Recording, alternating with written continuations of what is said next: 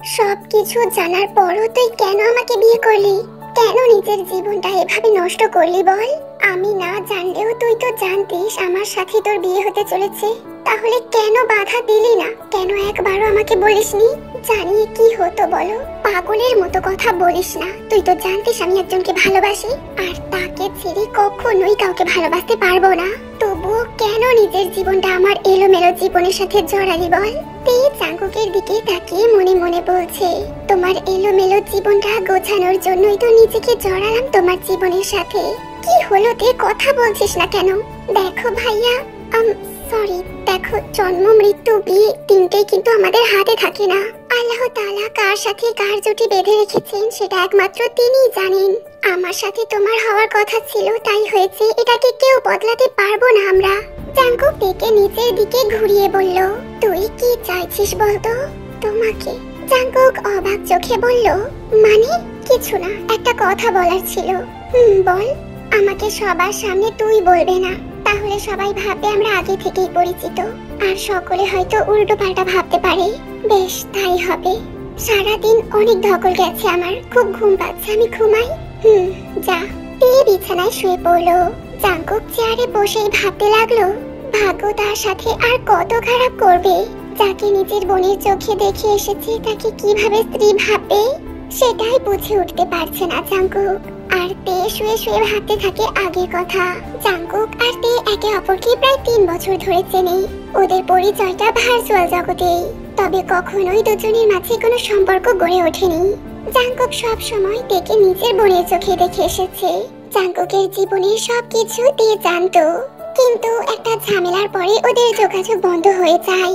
তে পড়াশোনা শেষ করার পর ওর বাড়ি থেকে বিয়ের জন্য দেখাশোনা করতে থাকে, আর ভাগ্যক্রমে চাঙ্কুকের সাথে ওর বিয়ে হয়। চাঙ্কুক তের সম্পর্কে সবকিছুই জানতো, কিন্তু সময় পরিস্থিতির চাপে সবকিছুই মাথা থেকে বেরিয়ে গিয়েছিল তার। তেও প্রথমে জানতো না চাঙ্কুকের সাথে ওর বিয়ে ঠিক হয়েছে, কিন্তু চাঙ্কুকের নম্বরটা ওর খুব চেনা চেনা লাগে। আর কৌতূহলবশত নম্বরটা মিলাতে গিয়ে দেখতে পায় নম্বরটা চাঙ্কুকের। তেও প্রথমে বিষয়টা মেনে নিতে পারছিল না, কিন্তু ভাগ্যের লিখনে তেও সবটা মেনে নেয়, আর চাঙ্কুকের সাথে পবিত্র বন্ধনে আবদ্ধ হয়ে যায়। রাতে চাঙ্কুকে ঘরে ডেকে বসিয়ে রেখে চলে যায় বড়রা। চাঙ্কুক ঘরে আসতেই তে শান্ত কণ্ঠে সালাম দেয়। চাঙ্কুক সালামের উত্তর দেয়। দুজনেই 2 রাকাত নফল নামাজ আদায় করে। চাঙ্কুক তেকে কিছু বলবে বলে উসখুস করতে থাকে। তে সেটা বুঝতে পেরে বলল, আপনি কি কিছু বলবেন? তে খুব ভালো করেই জানে চাঙ্কুক ওর সাথে বিয়ের ব্যাপারে কিছুই জানে না। জানলে কখনোই এই বিয়েটা করতো না সে। চাঙ্কুক তেকে কখনোই দেখেনি, ছবি দেখেছিল, তবে আগের থেকে তের মাঝে পরিবর্তন এসেছে। আগের ছবি দেখে এখন থেকে মেলানো খুব একটা সহজ কাজ নয়, তাই চাঙ্কুকও বুঝতে পারেনি। চাঙ্কুক মৌনতা ভেঙে বলল, আমি আসলে এই বিয়েটা করতে চাইনি। বাড়ি থেকে বিয়ের জন্য চাপ দিচ্ছিল, তাই বিয়ে করেছি। আমার মানিয়ে নিতে একটু সময় লাগবে। এখনো কি ভালোবাসার মানুষটিকে ভুলতে পারোনি? চাঙ্কুক চমকে উঠলো তের কথা শুনে। কি বলছেন এসব? এখনো কি মাথায় সুইসাইড করার নেশা চেপে আছে? চাঙ্কুক এবার পুরোপুরি শিওর হয়ে গেল এটা ওর চেনা কেউ, কিন্তু কে সেটাই বুঝতে পারছে না ঠিক করে। কে তুমি? আমি তে, চিনতে পারছো? চাঙ্কুক অবাকের শেষ পর্যায়ে। তে মানে যাকে নিজের বোনের মতো দেখতো সে? তে মানে সেই তে? জি। সবকিছু জানার পর তুই তাও কেন বিয়ে করলি? ব্যাস, তারপরের ঘটনা তো সবারই জানা। তে ভোরবেলা উঠে চাঙ্কুককে ডেকে দিল নামাজ পড়ার জন্য। চাঙ্কুক চেয়ারে ঘুমিয়ে পড়েছিল কালকে রাতে। কি হলো, নামাজ পড়বে না? কাজা পড়বো খন, এখন ঘুমাতে দে। একদমই না, তুমি এক্ষুনি উঠবে আর এক্ষুনি নামাজ পড়বে। ভালো লাগছে না? তাহলে কি করলে ভালো লাগবে শুনি? চাঙ্কুক তের দিকে তাকালো। এই বাচ্চা মেয়েটা ওর স্ত্রী? কি হলো, ওঠো না। চাঙ্কুক নামাজ পড়ার জন্য উঠে পড়লো। তে একটা হাসি দিল। চাঙ্কুক ওযু করে মসজিদে চলে গেল, আর তে ওযু করে নামাজ আদায় করলো। মোনাজাতে আল্লাহ তাআলার কাছে ধৈর্য চাইলো, কারণ ধৈর্য ছাড়া কিছুই করতে পারবে না সে। তে নামাজ পড়ে চাঙ্কুকের ঘরটা ভালো করে পর্যবেক্ষণ করতে লাগলো। সিম্পল সাজে গোছানো ঘর, আলমারিতে চাঙ্কুকের জামা কাপড় গোছানো আছে। চাঙ্কুক খুব গোছানো ছেলে, কিন্তু ওর জীবনটাই শুধু অগোছালো। তে দেখতে পেল চাঙ্কুকের পরা শার্টটা চেয়ারেতে আছে। মসজিদে যাবার আগে ওটা খুলে রেখে গেছে এখানে। শার্টটা নিচে নাকের কাছে নিয়ে আসলো। হালকা ঘামের গন্ধ, সাথে আদরের সুগন্ধ, যেন এক নেশা লাগানো গন্ধ। ওদিকে জাঙ্কুকের মা নামাজ পড়ে রান্নাঘরে যাবার সময় জাঙ্কুকের নামাজ পড়ে আসতে দেখে একটু অবাক হয়ে বললেন, আজকে তুই মসজিদে গিয়েছিলি? নিচে উঠলি নাকি? না, তে তুলে দিয়েছে। ও আচ্ছা, তে উঠেছে? হ্যাঁ আম্মু। আচ্ছা, তুই ঘরে গিয়ে ওকে আমার কাছে পাঠিয়ে দে। জাঙ্কুক চলে যায়। জাঙ্কুকের মা চোখের পানিটা মুছে নিল। জাঙ্কুক তার মাকে কিছু না বলেও তিনি খুব ভালো করেই বোঝেন ছেলেকে। তার ছেলে যে বড্ড কষ্টে ছিল। আল্লাহ ছেলেটাকে এবার সুখের মুখ দেখাক, এটাই তিনি চান শুধু। জাঙ্কুক ঘরে গিয়ে চমকে উঠল। দেখলো ওর শার্টটাকে নিজের বুকের সাথে জড়িয়ে চেয়ারে বসে আছে তে। জাঙ্কুক আস্তে করে ডেকে ডাক দিল। তে জাঙ্কুকের গলা শুনে তাড়াতাড়ি করে সোজা হয়ে বসলো। বসে থাকতে থাকতে ওর একটু চোখ লেগে গিয়েছিল, তাই জাঙ্কুকের উপস্থিতি টেরই পায়নি। তুই আমার শার্ট নিয়ে কি করছিলি?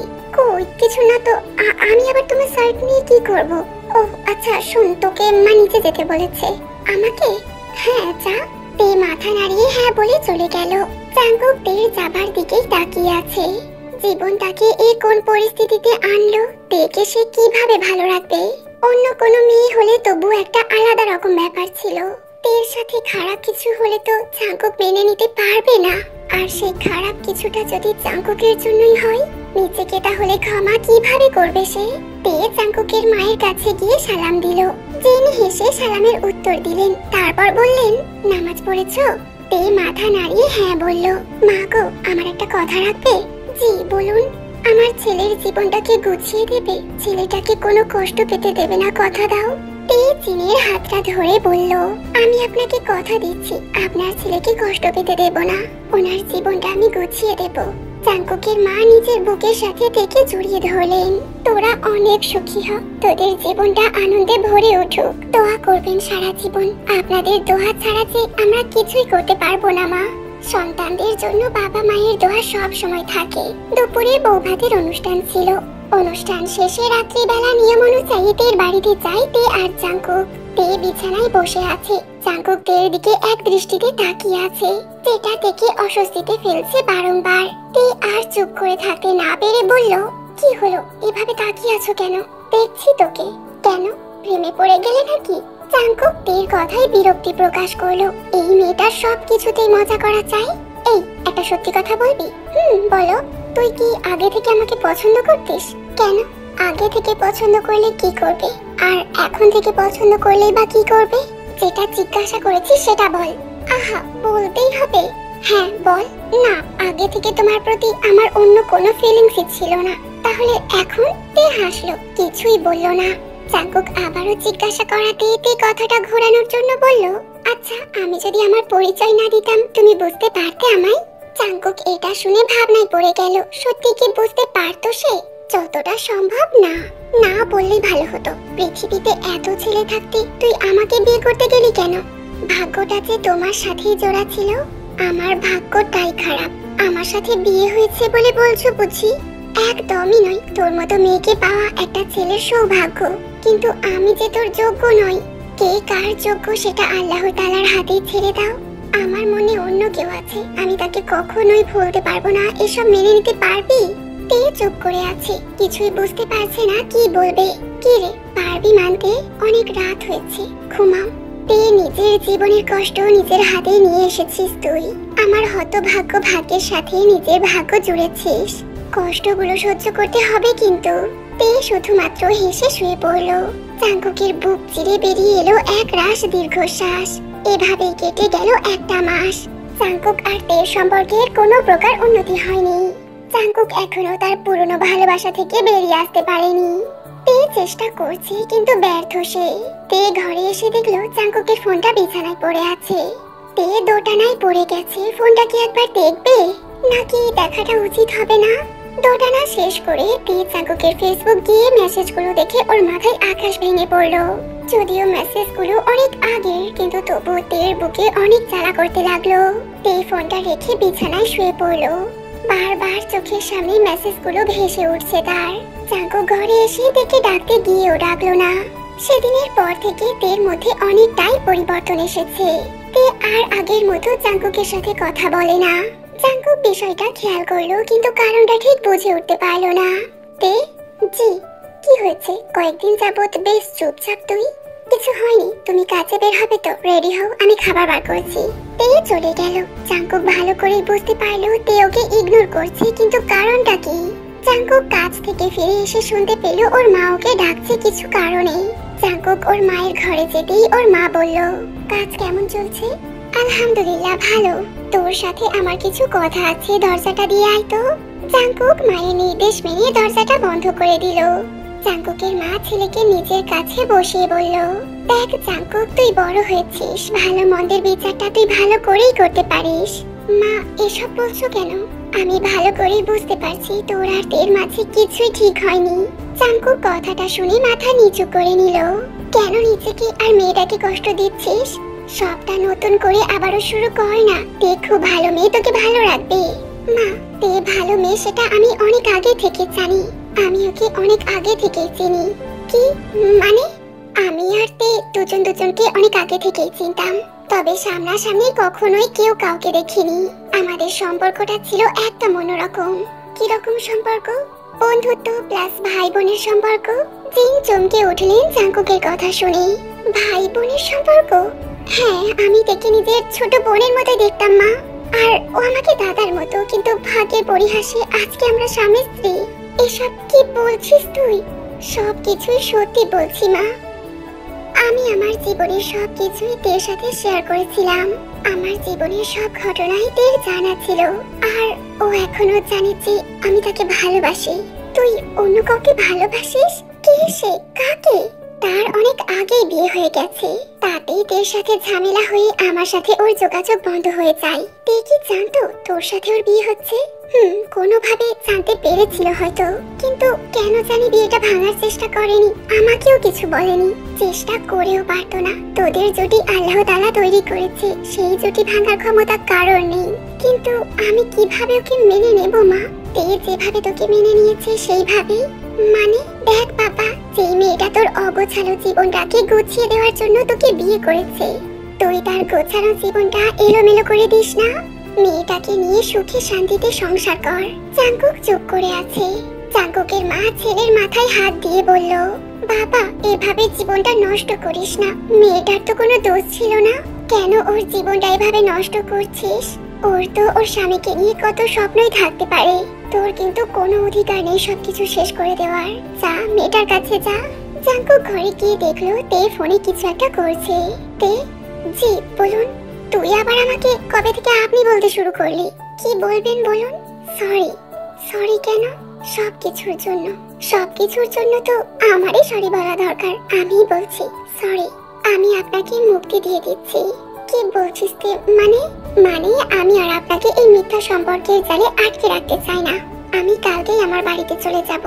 আপনি আমার কোনো একটা ভুল ধরে ডিভোর্সের জন্য ফাইল করুন।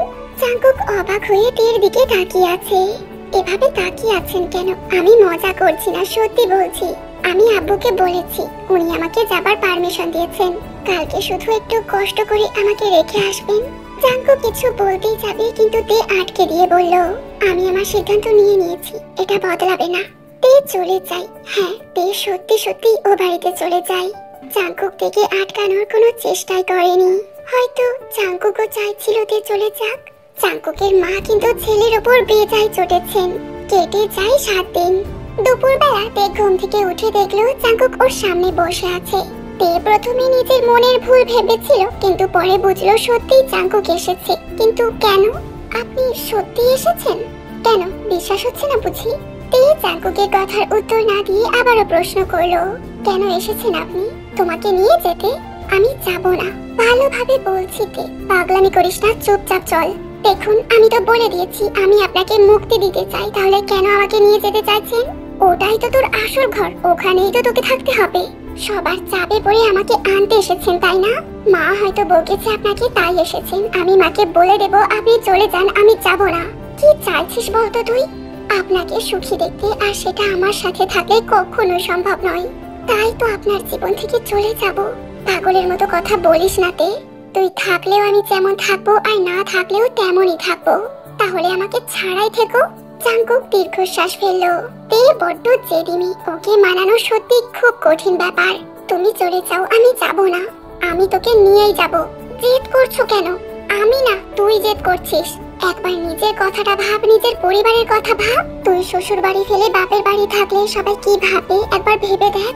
সবাই তোকে, তোর পরিবারকে নানা ভাবে কথা শোনাবে, সেটা মেনে নিতে পারবি তুই?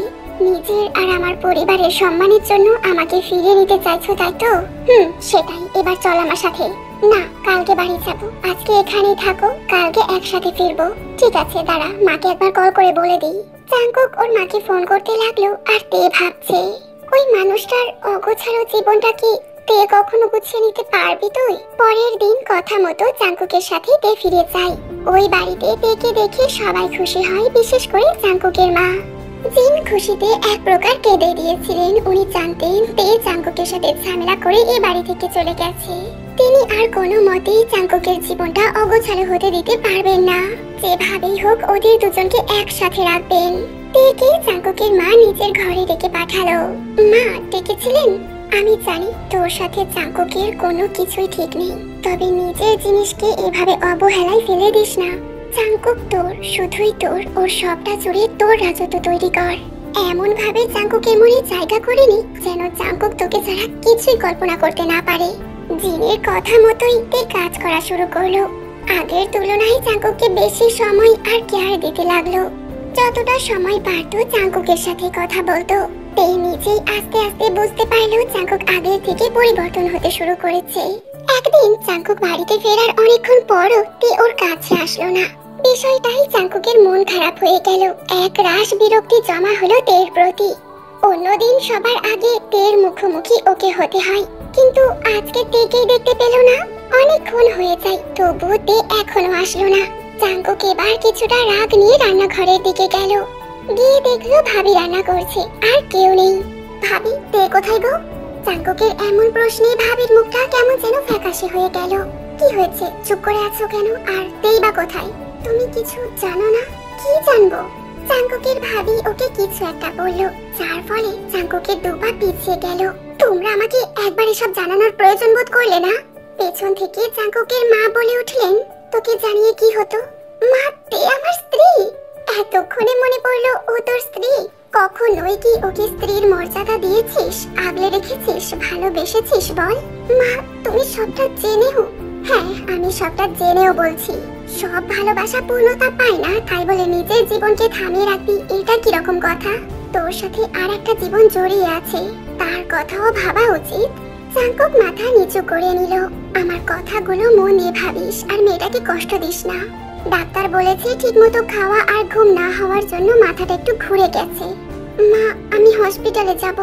তোর বউ তুই যেতেই পারিস, তবে খবরদার আমার মেয়েটাকে রাগ দেখাবি না। জাঙ্কুক হসপিটালের উদ্দেশ্যে রওনা দিল। ঠিক মতো শরীরের যত্ন না নেওয়ার ফলে তে অসুস্থ হয়ে পড়ে আর মাথা ঘুরে পড়ে যায়।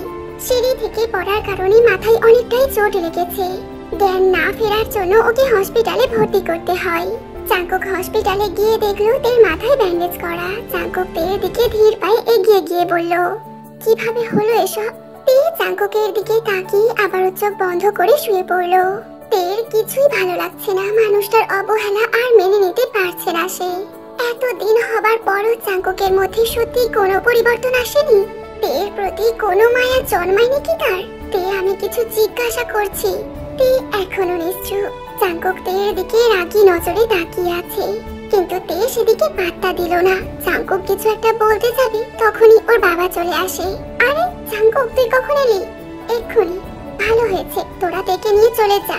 ডক্টর বলেছে বাড়িতে নিয়ে যাওয়া যাবে। জাঙ্কুক আর তে চলে গেল।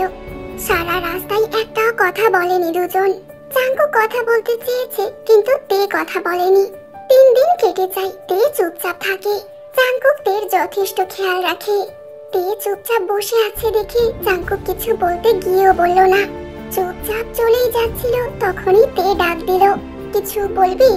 তোমার সাথে কিছু কথা আছে আমার। কি কথা? তে উঠে দাঁড়িয়ে জাঙ্কুকের সামনে দাঁড়িয়ে নিজের ডান হাতটা সামনে আনলো। জাঙ্কুক চমকে উঠল। তের হাতে একটা ছুরি ছিল। এটা তোর হাতে কেন? ফেল। না, আমি জানি এই সমাজের ভয়ে কখনোই তুমি আমাকে মুক্তি দিতে পারবে না। আমাকে ডিভোর্স দেবে না, তাই আমি নিজেকেই নিজে শেষ করে দেব। তে তে পাগলামি করিস না। তুমি আমাকে খুব ভালো করে চেনো, আমি কখনোই পাগলামি করি না। যা বলি তাই করি। আমি আর পারছি না এই জীবন নিয়ে বাঁচতে। আমি মুক্তি চাই, মুক্তি চাই। চাঙ্কুক ছুরিটা ফেলে দিয়ে তের গালে একটা থাপ্পড় মারলো। তে ফুপিয়ে কেঁদে উঠলো। চাঙ্কুক নিজের বুকের সাথে তেকে জড়িয়ে বলল, কেন আবারও আমার জীবনটাকে অগোছালো করে দিতে চাইছিস? আমি আর অগোছালো হতে চাই না, এলোমেলো হতে চাই না। আমি তোর সাথে বসবাস করতে চাই, তোকে নিয়ে, তোর সাথে। চাঙ্কুকের চোখেও পানি। তে চাঙ্কুককে জড়িয়ে ধরে কেঁদে উঠলো। চাঙ্কুকের কথাগুলোই অনেক কিছু প্রমাণ করে দিচ্ছে, অনেক কিছু। কেটে যায় 2 বছর। চাঙ্কুক আর তে এখন সুখী দাম্পত্য জীবন যাপন করছে। সকলেই খুব খুশি। তের কোল আলো করে একটা ফুটফুটে মেয়ে হয়েছে। চাঙ্কুক আর তের জীবনটা সুখে ভরে উঠেছে।